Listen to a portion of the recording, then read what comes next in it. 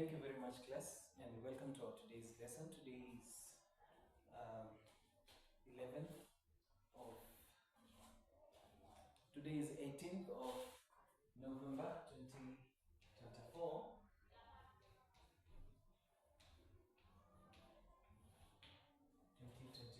And our main subject today is sociological and philosophical foundations of education. Thank you very much for your cooperation for today and the ability to attend today's class.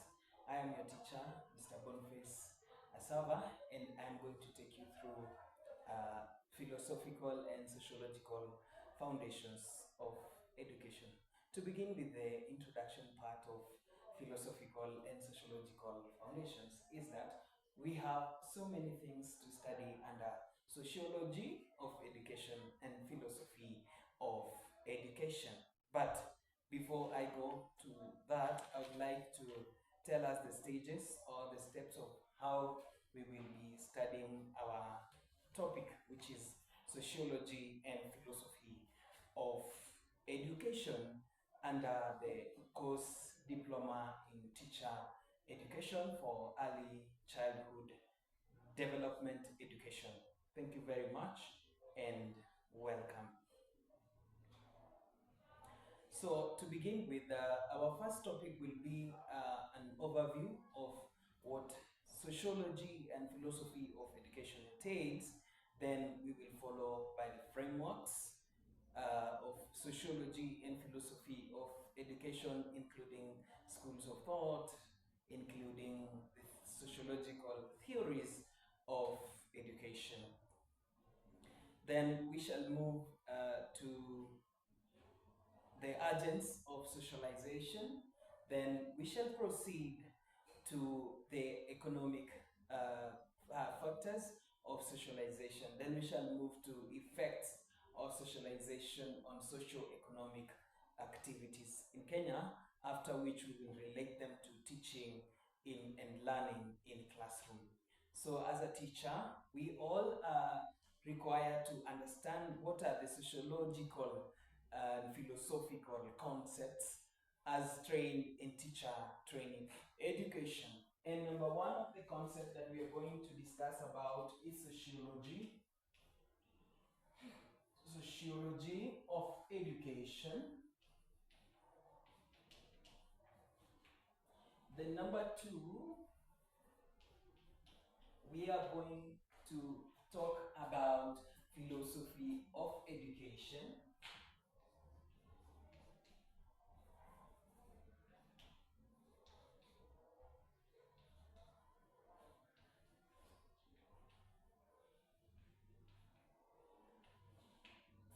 Then we shall proceed to studying what are the aims of sociology and philosophy of education in the help of a teacher trainee. Now, the aims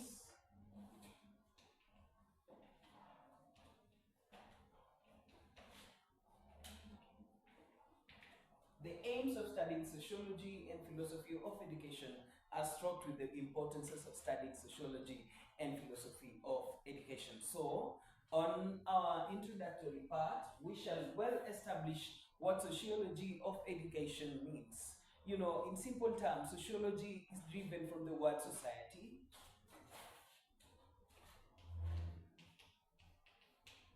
And when we talk of a society, this is a formation or a structure of how communities interrelate to become one and to share the same interests that makes them to become a society. Now, when we study sociology, we are studying the interactions between different agents of socialization in the society or different structures of socialization in the society or in a given community. When we study socialization as an act of education, or when we study sociology of education, actually we are studying the interrelation between institutions and the society. And these institutions are so many in a given society. Like one, we have a family, which is an institution in the community, which forms a socialization institution.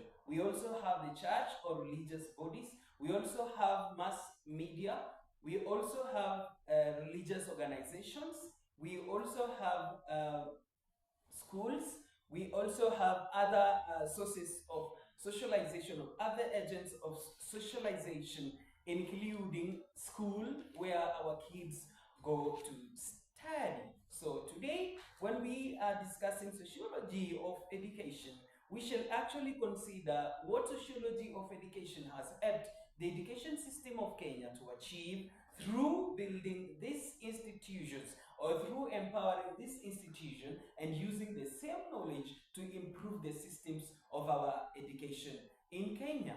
So when we are talking about sociology of education, we are actually talking about how these socialization agents or the agents of socialization have actually affected our education system in the country.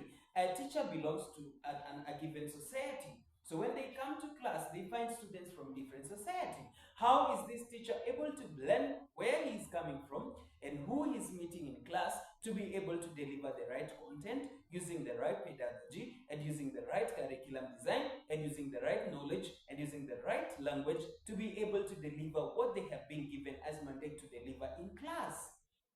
And so, when we are talking about sociology of education, we are actually bringing in the congruence between what a teacher has come with and what a teacher finds in class to be able to deliver what he has been called for in that class. So, sociology of education is the study of the relationship between different sociological or societal institutions and how they affect learning and teaching in a given classroom.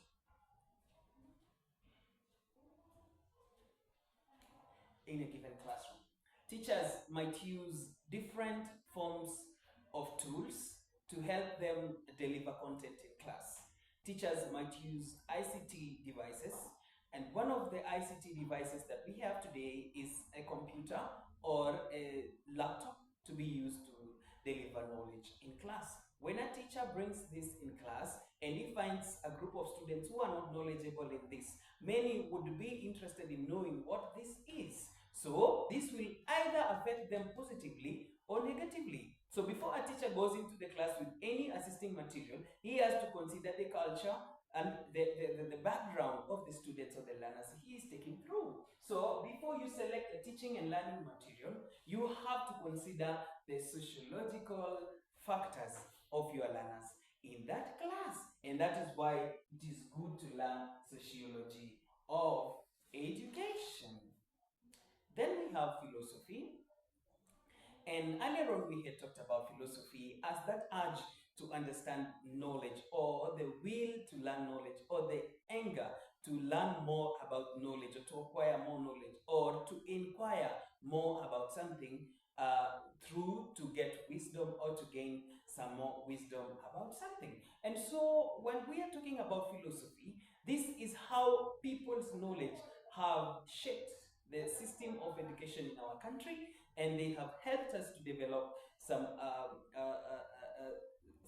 modules in our country, the system, the process, and the abilities that we currently have in our country as an education system. So the kind of philosophies that have helped us to achieve the kind of education we have today in our country are the ones we call philosophy of our education in Kenya. And there has been so many factors that have led us to actually land or settle on this given education system that we have today, including the recommendations that have been given by different scholars who have been able to write recommendations through to our government to give us the ability to decide on what education system and how the process of education in Kenya is going to be, so that we be able to follow the right steps and procedures of acquiring knowledge in our country. And when we say we have different philosophies or different thoughts of how we are going to handle our education system in Kenya, then we have got different dimensions that our education has taken. And when we talk about education dimensions,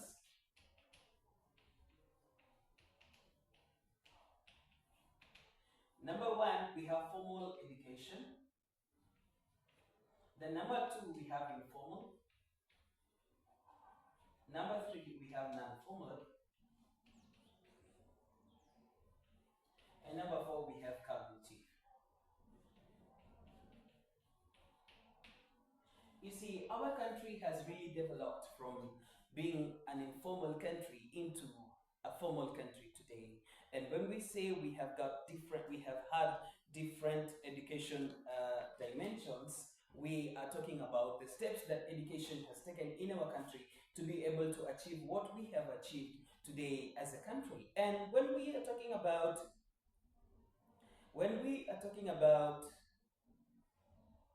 the dimensions of education that our country has taken, we have moved from being an informal country into being a formal country as it is today. So when we started with informal learning, where kids or the youth in the society used to learn through apprenticeship, and that involves seeing what people are doing and learning from the elders, and the elders training the youth of the society on the do's and don'ts of that society. That is what we call apprenticeship, which happened mostly between the age of 9 and at the end of puberty, which is the age of 17, where young adults were now released into the society to be able to interact with everybody and to practice the knowledge they have learned from the elders, as at that time they were considered ready for life and even ready for marriage. And in most African societies, they were given out for marriage if they were ladies, and young men were allowed to marry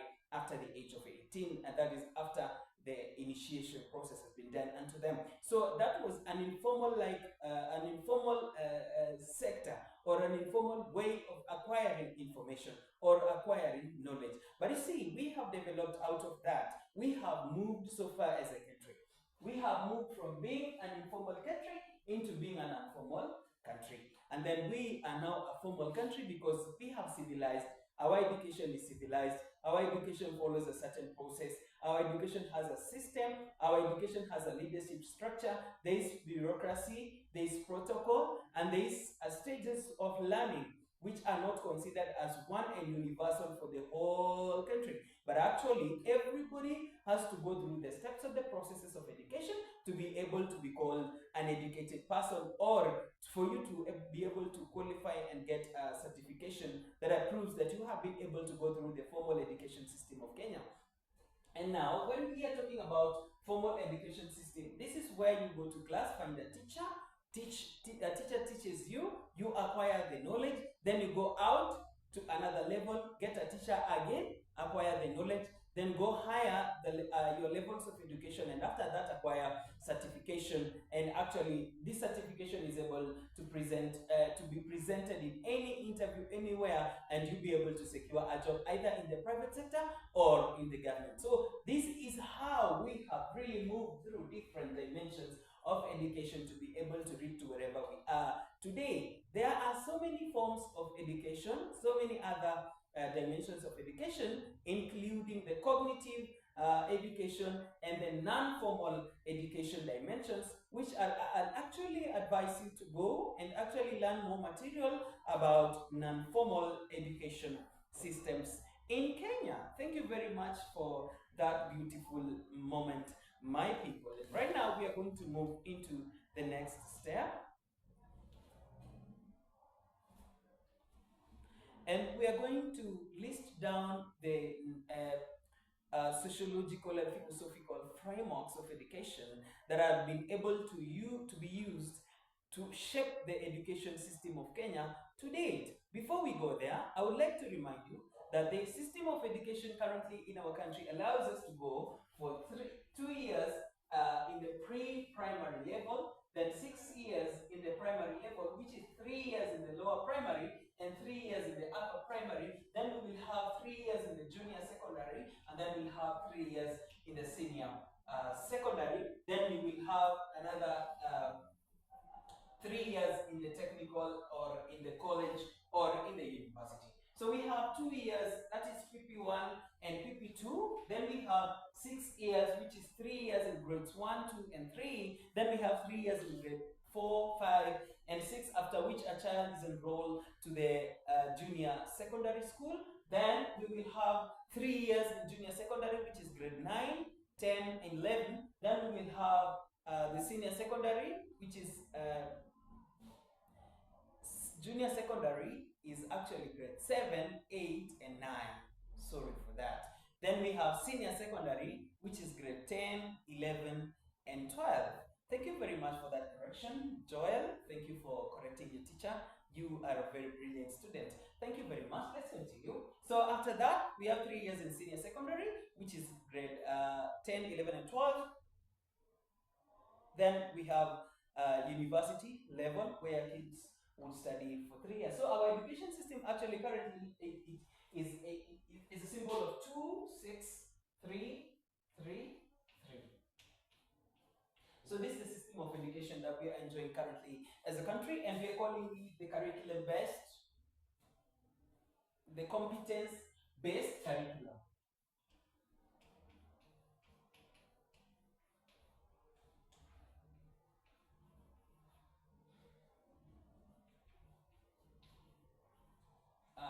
I always call it the curriculum based, but actually it is the competency based curriculum. It's not curriculum based. Okay, but actually it really considers those who are best in the curriculum, those who can best perform in the curriculum are actually who are favored by this curriculum that we have in our country. So some of these frameworks that are considered in this era or in this society that we're living today to shape the system of education in our country. One is the logic. Logic. Something has to be logic to be accepted. Number two is epistemology and epistemology. Number three is axiology. Number four is metaphysics. We have metaphysics. Then the schools of thought that has been put into place to decide and shape the education system of our country is idealism, realism, existentialism, pragmatism, constructivism, and progressivism. Now we have the implications of these different frameworks and school of thought in education learning, and these implications are the ones that have led us to these problems that we have today. And the implications are that we have improved our education system and gotten a better education system than whatever we had initially. But remember, it has also come with its advantages and disadvantages. And one of the disadvantages is that we are not even ready as a country.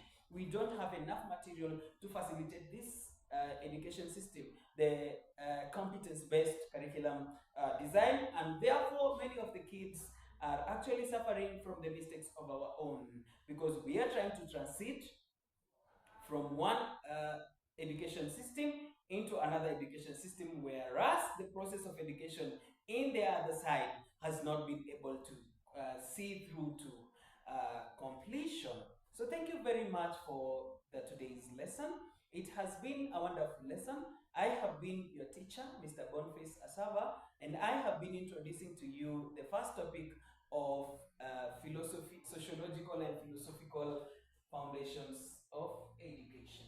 Number three in that part is the aims of and the importances of this philosophical and sociological basis of actually deciding the education system of our country. And I would just say that the implications are we have been able to move through from informal to formal, and now the disadvantages have been we have not been able to have enough resources to actually facilitate this transition. The aim is to make education better, available, and effective for all the population of our country. And thank you very much. God bless you until we meet next time. Thank you very much.